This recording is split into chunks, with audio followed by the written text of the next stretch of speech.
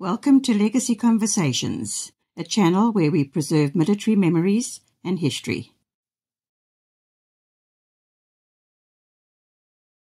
Hello everyone, it's Chris here. I want to speak to you about a book from George M. James. There's so many of them, there's more than 54 of them. By the way, it's the same guy who assisted SVF4E with his book, 10 Years in Special Forces, Sierra Whiskey, which is an excellent book. If you haven't read it, please go and read it. It really reads really nicely. And SV, of course, is a fantastic friend of the show. Which, speaking about that, is as I always say to you, and don't get annoyed with me if I repeat it every video, because, man, I just don't know which videos you've seen or not seen. If you support the books, you support Legacy. It's that simple, the money comes back to the same place.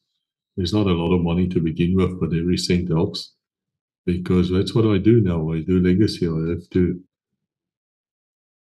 have to make sure that our deeds and our story is out there, and that's what we do. That's why we have 3 different channels, all the same.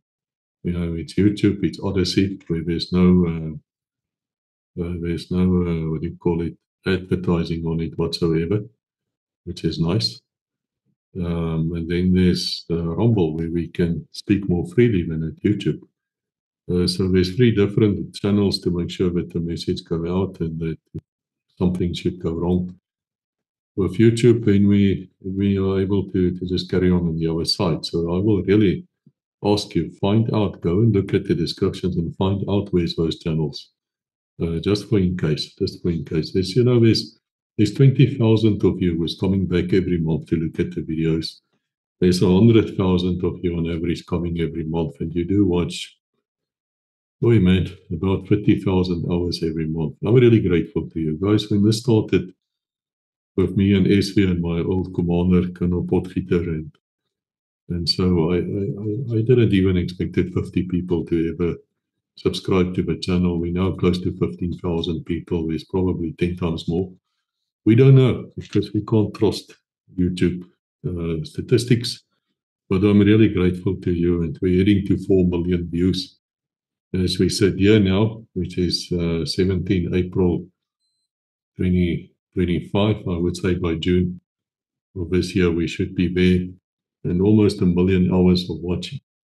So we are spreading the word, which also means we are under attack by the damn liberals, which is why we can't get sponsorships. We can't. I've tried. I went through Anita, our presenter, who's very good at marketing.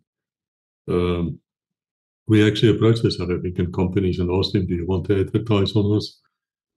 And the first thing they say to me, you're black empowered, man. Hey, you're not black empowered. Okay, well, there you go. You're not black empowered. And the second thing is, of course, we are seen as an apartheid glorifying type of channel, which is bullshit to begin with, because many of the people served in both armies, and they served well and honorably, and those days are long past. And I don't think you people were fighting for apartheid to begin with. You were fighting for your mates, first and foremost, and secondly, communism. But of course, people don't want to acknowledge that communism even existed in those days, which is why I'm trying to get special branch, security police, and other intelligence people to come and tell us about the real threat, which was a real threat. Rooi gevaar. People laugh about it today, but you know what? It was there. No doubts about it. Came out in the courts, and today it's dismissed. But that's the reason why we don't have a major sponsorships, and that's why I say to you that whenever you buy one of the books, you know what? You not only get a good story, you also support the channel. We need your support. And there's the Patreons, of course, too, which I think 50 people out of this 100,000 a month is willing to contribute $5 a month. Yeah, but you know what? That's fine. I'm not begging anybody. You get a book, you get a good book to read. And the books are fictional in the sense that they might be fiction in the story, but whenever characters say something about history or military technology or whatever, We're giving you a message. We're speaking to you directly.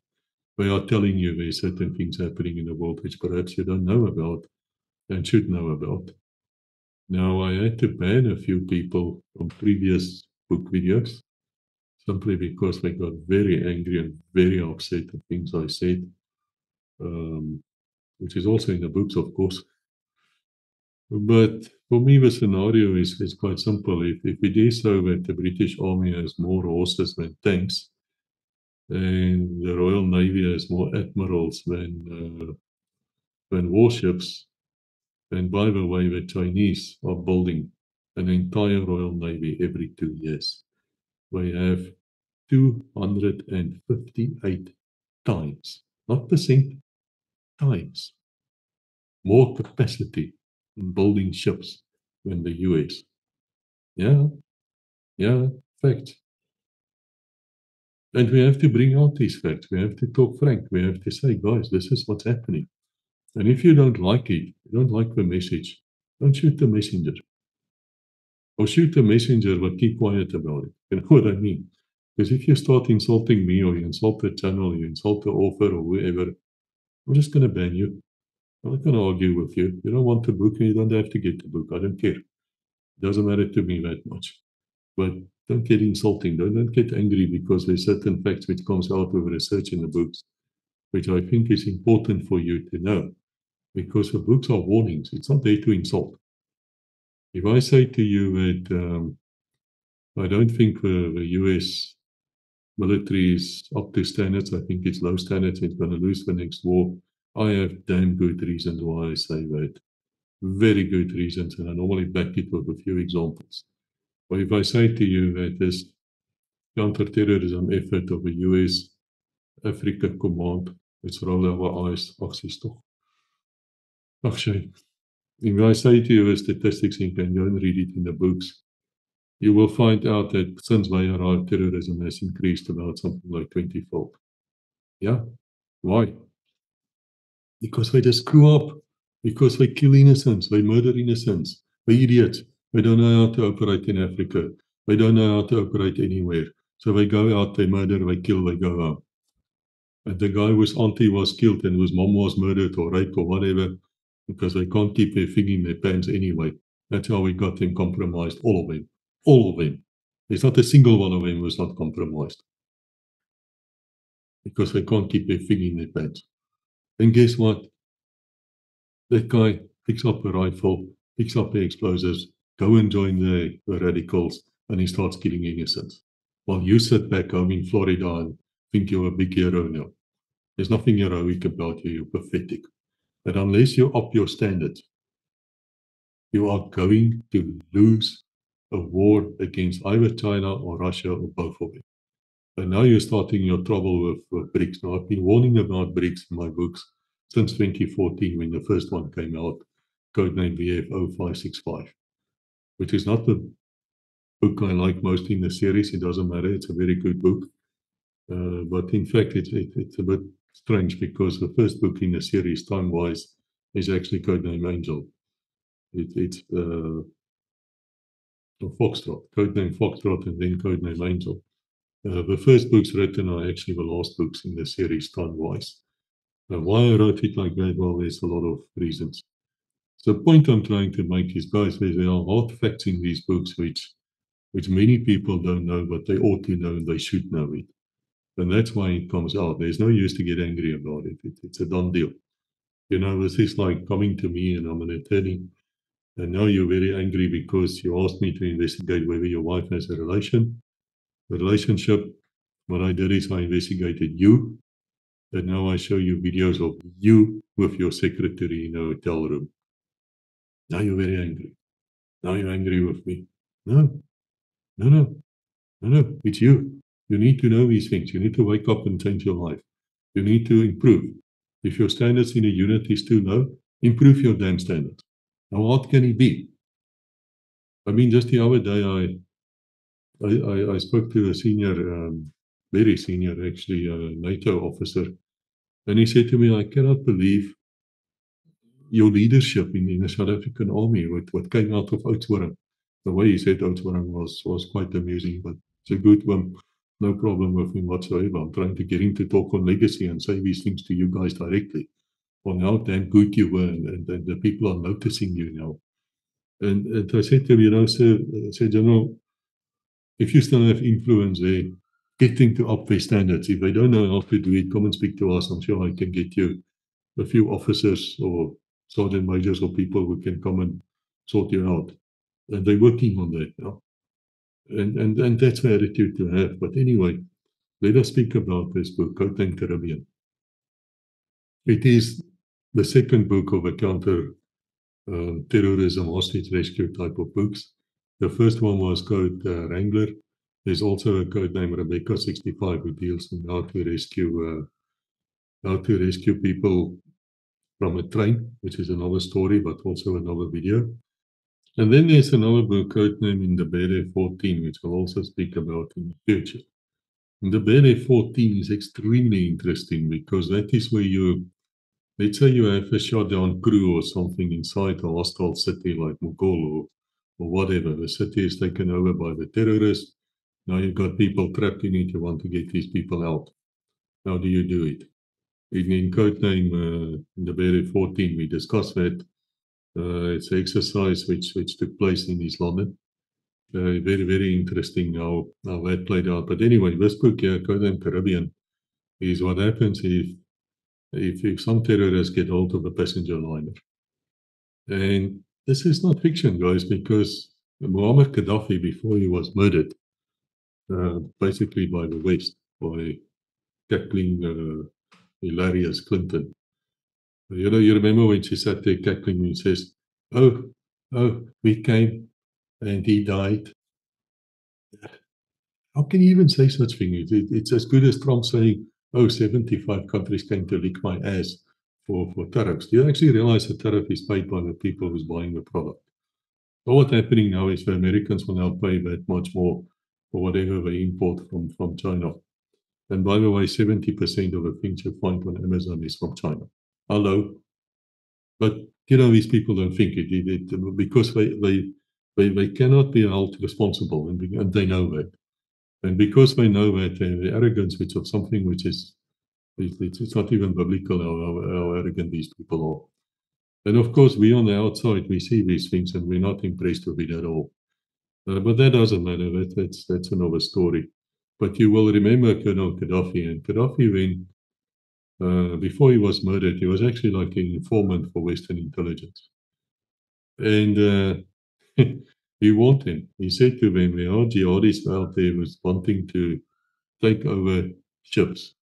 And now I'm talking about big commercial ships, something like a LNG carrier, you know, this liquid natural gas, that type of thing. And they had this idea of capturing one of these ships and then taking it to a Suez Channel and just block it, like happened in the Yom Kippur War. It was blocked for many, many years, I think 7, 8 years probably. And also then, of course, if that happens, then they have to come through the Cape of Good Hope, through Cape Town. That's where they have to come past. And guess what? South Africa is a BRICS country. It's not at all impressed with the West. It's not, whether you want to know it or not. Doesn't matter. It is not orientated to the West. It's orientated towards BRICS. And so they control that sea route. That is why, yeah, you have to read probably a few other books as well. Read Codename Mel's Choice.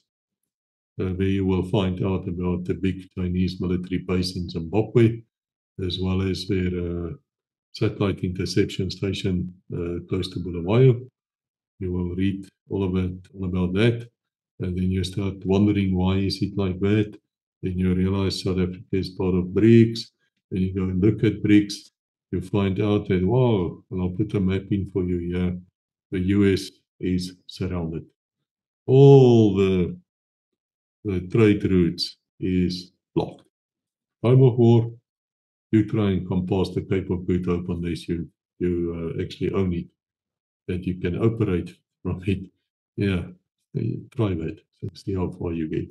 Which is the reason why, as we speak here today in April of 2025, that the US wants to attack Iran, probably on behalf of Israel.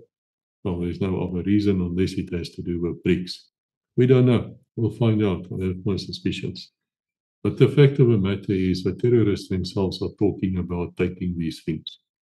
It's also so that should they take one of these LNG ships, say 100,000 ton ones, and they blow this thing up by overriding its systems, and you can do it. It's just a machine. Of course, you can do it. Guess what? That thing will explode. And if it explodes, it will explode with the same force as atomic bombs, in other words, nuclear bombs. And they talk about, I think, 50. It's in the books. You can read the statistics there as well. It's about 50 Hiroshima bombs will go off in one go. So how much is that? More than 100 kiloton nuclear bomb. Yeah, think about that, Germany. You know, when you stood there next to old Joe Biden when they blew up, Nord Stream, we know what happened.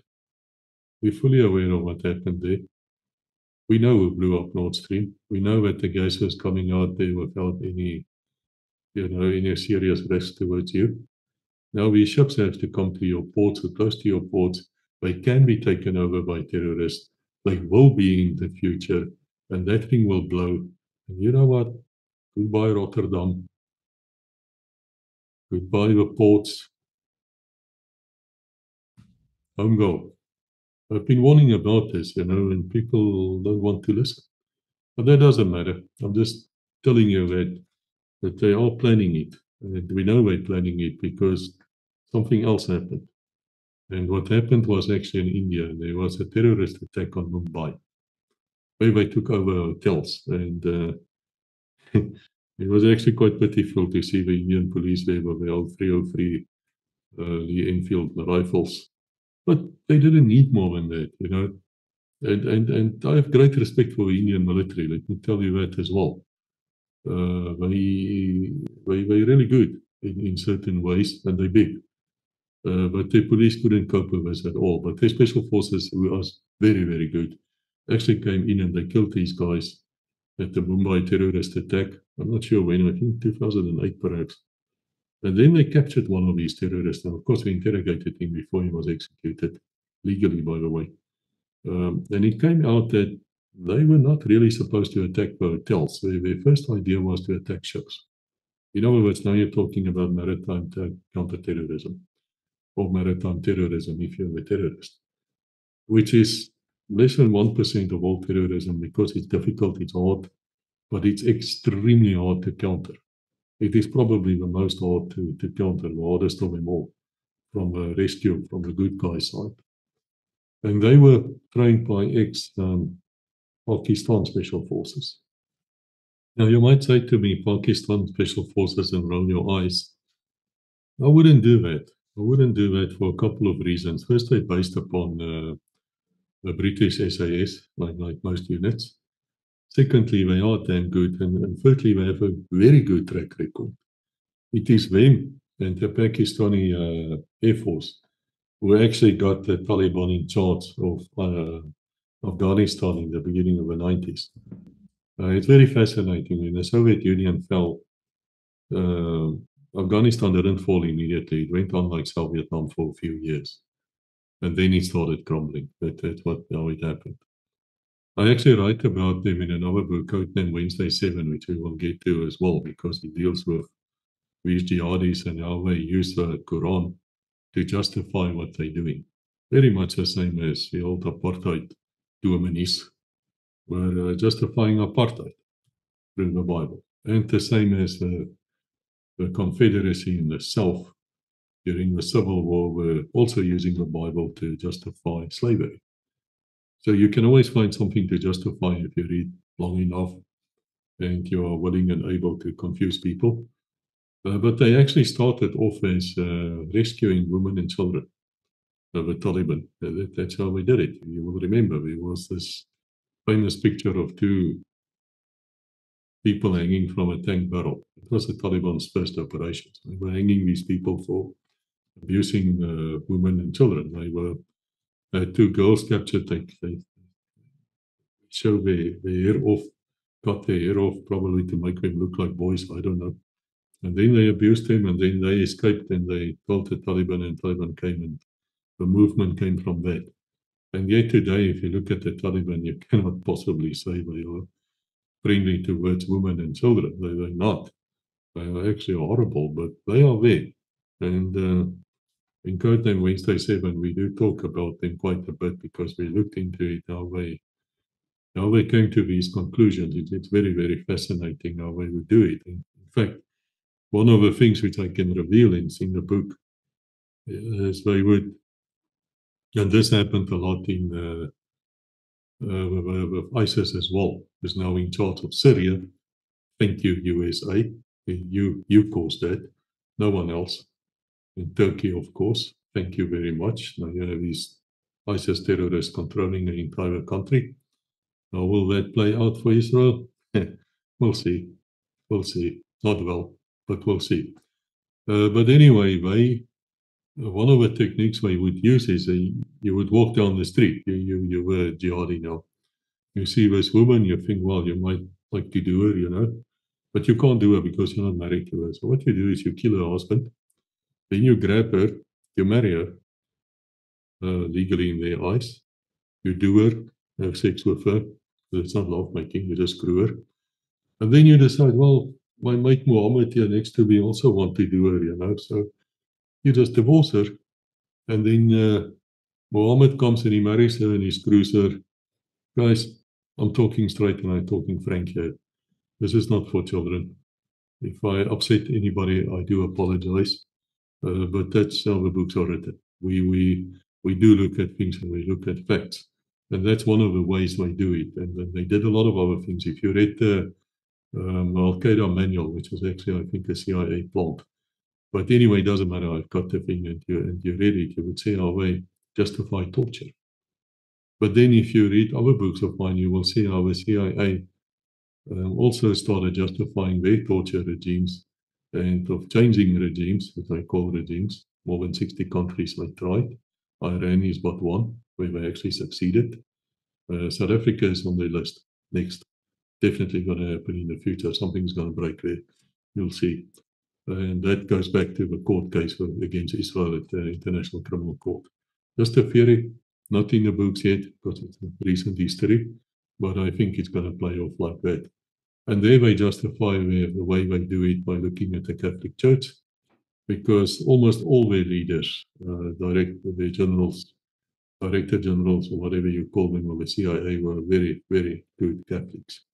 Very strange word, but I do speak about it in the book Oath of Evil, where I also explain how they get to this conclusion that they can commit murder, and it's okay because the end justifies the means. That goes back to Roman times. Then it was taken over by some of the Catholic, call them priests, but they were actually more intellectuals, professors, and from there on it developed. And then communism took it over, and that is where it became famous and where you all know about it.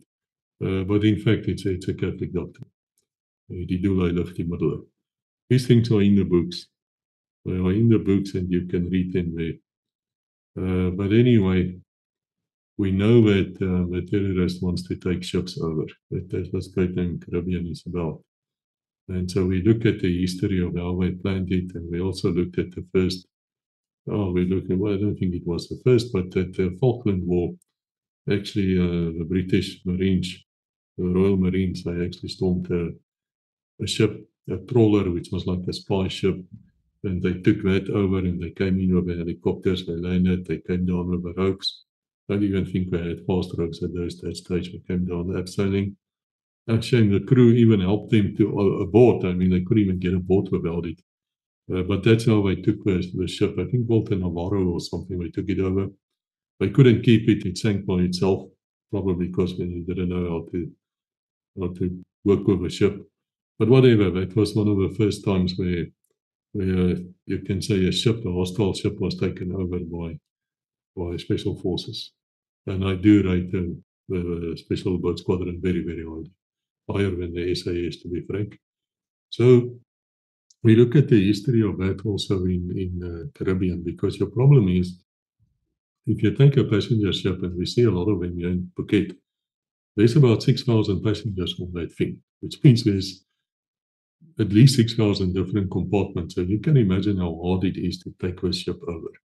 It is very hard for you to get there with Special Forces teams to retake it. Now, your problem is, in the old days, you would have come like the Brits did in the Falkland War and those other places. You often see the FBI, hostage rescue team, who's substandard, but they try. The only thing about them, which is interesting actually, is that they use the Brent 10 millimeter caliber and not the Parabellum. Or they used to, for the Heckler and Koch, the MP5s. Whether they still do, I don't know. I haven't spoken to them in quite a while. But you often see these things, they come in with the helicopters, and the guys fast rope down, they're on the deck, and then they storm and they carry on. Please toch, it won't work. Won't work, for shame. Won't work. It will definitely not work against modern terrorism, especially not where they got supplied now with Stingers and all sorts of SAMs and rockets and things and missiles, which got stolen out of the Western supplies to Ukraine. So they are armed to these things now. They'll pick you up on the radar. You come close, they're going to shoot you down before you even get there. If they are trained well, and they will be trained well if they were trained by former Special Forces people who might not be that former, to be honest. So that won't work. And then the other way, of course, is to approach by Robert Hawk. Well, the sonar will pick you up, and again, you'll be shot dead long before you arrive. And the other way to get there is just to swim to the ship under the water, but that will only work if it's lying at anchor, and these ships never ever lie at anchor. So there is another way to do it, which is in a book which is called Codename Willow Bay. I will make a video on Codename Willow Bay, but basically it is something where you can get aboard that ship without them knowing you are there. And that takes, that's something else, but I don't want to reveal it. But on this book is basically by trying to demonstrate this method to the observers who's there from MI6 as well as from the French Special Forces. Another interesting thing is once they're aboard, they decided they're going to kidnap somebody on board. It's all a training exercise. No one actually dies. And they rappel Australian way down. They walk down the ship while it's moving at 18 knots at the middle of the night, which I've seen happening. It takes real guts. It's crazy actually, because if you fall down there, you're dead, man. It's the end of you. But of course, you mustn't fall. They can walk. It's a demonstration of capability, and that's what a lot of the GMJ books are about. They demonstrate to you what can be done. Not to say it was done, but it can be done. It definitely is practiced to be done. The other way is it possible to escape from a passenger ship while it's moving? Is it possible to take scuba gear and just jump overboard, go down as quickly as you can, that you can be below the screws and not being sucked in there, and then run away with a submarine or something a little bit while later while the ship moves on? Is that possible? Well, it's flipping insane. The idea of it is totally insane, but can it be done? Well, yes, read the book. It actually was done. But probably the thing which stand out for me in the book is all these things, of course, are great. It's fantastic. It's not a long book. It's about 389, 90 pages, 400 pages. It does deal with counter maritime terrorism. It's very fascinating. For instance, there was a ferry sunk in the Philippines with 8 kilograms of TNT. It sank a 10,000-ton ship. But that was because they couldn't control the fires. They were just bad seamen. But whatever. What stands out in this book, and I mention it here because I'm really fed up with the Brits. And I am not, well, let me say it to you like that. I don't particularly dislike speaking English. That's what I speak at home, besides French.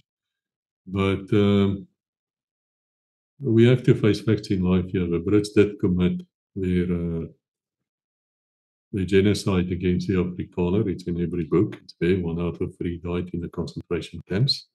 In fact, that's where the word comes from during the Boer War, the second one.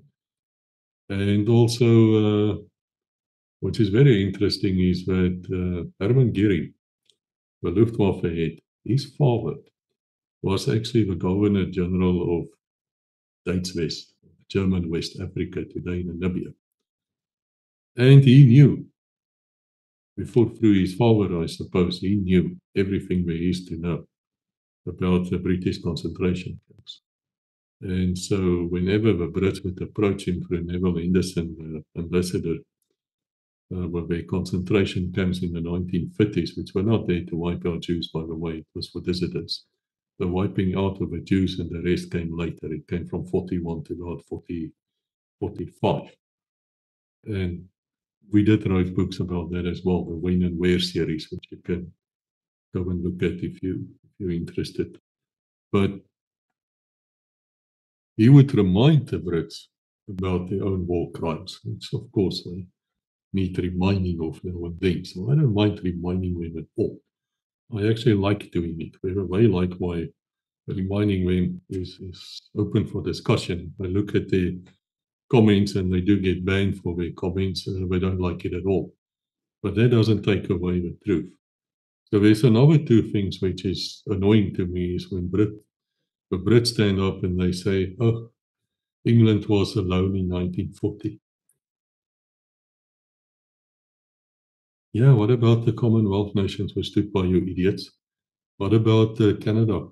What about Australia? What about New Zealand, South Africa, India, Rhodesia, Jamaica, Nigeria?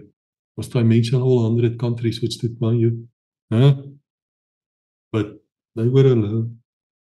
Why were they alone? Because they ran away. Because they ran so quickly, they left all their weapons behind. They ran all the way to Dunkirk and other ports, and they ran away. And it was the French army who actually protected them as they were falling back. Yes, history. That is the military fact. And then they ran away. And guess what? They had the agreement with the French government that they would come back. They would go back to England. They would re-equip and they'd come back. And the French soldiers who were evacuated at Dunkirk and other places with them came back within a week or two. They were back in France fighting. So when did the pathetic British army? When did you arrive back in France again? Let me think. 1944, 6th of June, under the ground command of a great commander, Field Marshal Montgomery, who I admire. I love him, man. I think he's brilliant, best commander of a war. But even he was under command of a Colonel Eisenhower, substantial colonel, later became a 5-star general, American. Yeah, they weren't even in the war then, but that's how they came back. And guess what? There were 38 American soldiers and Canadian soldiers for every one Brit. Every one Brit. That's why the UK stood alone. Now, I know people don't like me saying these things, but perhaps you should wake up to the truth. It's in many of the books. And then let's look at casualties. Because I admire France. I do admire the French military. And I worked with the French in Sub-Saharan Africa. It's in many, many of my books. And I can tell you, things have gone wrong under this idiot Macron, who's obviously really likes grannies, and there's all sorts of strange things about this fellow. Jesuit connections, things like that. It's in my books as well. But before him, France were actually active in Africa. And I can tell you this, where the Western forces would still come there with idea of combined operations and, oh, please, can we help and can we... The French didn't do that. You cause trouble, and the next moment the legionnaires are there to cut your family jewels off and ask you what's your problem in life. And that's how they operated. Effective, very effective. But then they became idiots and they allowed the Germans to come and assist them in the Sahel, Sahel, or whatever how you say it in West Africa. And two things came apparent. The German attack helicopters, a Tiger or something they call it, couldn't fly there because it was too warm. Shame. And then the rifles couldn't work properly because it was too warm. Oh, shame. But then, of course, you can also say, well, they shouldn't have been there. These things were designed for the European theatre. Why the hell are you outside your country? It's against your constitution. You had to change your constitution to do that. Do we really want to see that again? Germany attacking everybody else? Well, they are attacking the Russians, seeing their asses. Their tanks got shot out. So did the American ones. And there's a South African connection. Yes, it's called the Mokoppa missile. But, whatever. These things come out in the books. But let's talk about casualties. I want to talk about these people, and there's a lot of them listening here as well. We talk about the white flags of 1940. And then they refer to the French army, which capitulated. They gave up the fight once they realized that the tanks of Rommel and the others were overrunning them. They had no real answer, even though they had more tanks. They had a better air force, but they didn't have the will to fight. And one of the major reasons why they didn't have a will to fight is because the Brits abandoned them. They ran away. End of story. You ran away, you didn't come back. Yes, you sent a few Hurricane squadrons to come and help us, that didn't work out well either. You got chucked out. It's only the English Channel who actually saved you. If it wasn't for the English Channel, the Brits today would be speaking the language of the kings. German. Because none of your royal family are actually English, They come from Germany. Yeah. Their first language is German. But we don't speak about this, do we? But I reveal it. In my books. I like doing that. People should know about it. But the fact of the matter is, the UK lost, during the entire war, 326,000 men and women. Now, guys, that's a lot of people. I don't want to, I'm not degenerating any loss of life. It's not. I regret any loss of life, but we have to get a bigger picture here. Because they weren't really fighting. They were hiding behind, other people. The same thing they do today. Now, the French,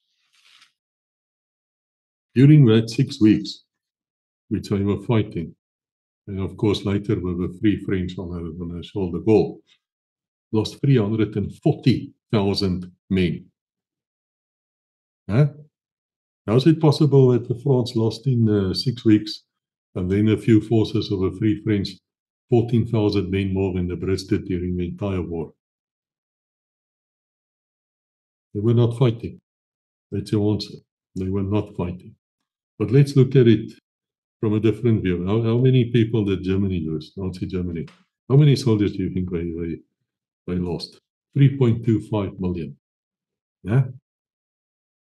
Against your 326,000. Oh, shame. Let's look at how many did the Russians lose? Soviet Union. But remember, they were fighting about 70-80% of the German, of a Wehrmacht. It's only a little bit which were fighting in Western Europe, right? The major battles were taking place in the front on the east. If you ask a German of that day of a front, he meant the Eastern Front against the Soviet Union. That was what was important to him. The rest to him was like almost, not as serious.